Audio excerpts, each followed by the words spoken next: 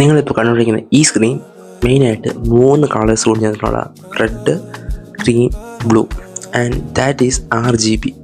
റെഡും ഗ്രീനും LED നേരത്തെ ഇൻവെൻറ്റ് ചെയ്തിട്ടുള്ളതാണ്. ബട്ട് ബ്ലൂ LED ഇൻവെൻറ്റ് ചെയ്യാനായിട്ട് 30 വർഷം എടുത്തു. ഇന്ന് നമ്മൾ നോക്കാൻ പോകുന്നത് അതെന്തുകൊണ്ടാണെന്നാണ്. This is episode 2 of anti bareroot series where we talk about something that useful for your brain. Blue LED ഉണ്ടാകാനായിട്ട് മെയിനായിട്ട് വേണ്ടത് ഒരു ഹയർ ബാങ്ക് ഓഫ് എനർജി മെറ്റീരിയലാണ്. ആൻഡ് ആ മെറ്റീരിയൽ ആയിരുന്നു കലേഡിയം നൈട്രൈഡ്.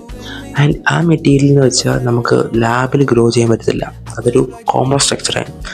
ബട്ട് ഈ 1993 ജപ്പാനിൽ ഒരു ചെറിയ കമ്പനി വർക്ക് ചെയ്യുന്ന സയൻറ്റിസ്റ്റായ Shuji Nakamura years of hard work കൊണ്ട് ഈ കോമ്പൗണ്ട് സ്ട്രക്ചറിനെ ഒരു ലാബിൽ പ്രിപ്പയർ ചെയ്തു. ആൻഡ് അതുകൊണ്ടാണ് നമ്മുടെ ഇപ്പോൾ ഇരിക്കുന്ന ഈ സ്ക്രീൻസ് വരെ ഉണ്ടായിരിക്കുന്നത്. ആൻഡ് ലേറ്റർ ഈ ചെറിയ കമ്പനിയാണ് ഇപ്പോൾ ആപ്പിളൊക്കെ യൂസ് ചെയ്യുന്നത്. ആൻഡ് 2014 സുജി നാക്കമുറ നോബൽ പ്രൈസ് സമ്മാനം കിട്ടി ഫിസിക്സിന്. നിങ്ങൾക്ക് അറിയത്തില്ലേ എങ്ങനെയാണ് ബ്ലൂ LED ഉണ്ടാക്കിയത്? അപ്പോൾ ഫോളോ ചെയ്താൽ അടുത്ത വീഡിയോ കാണാം.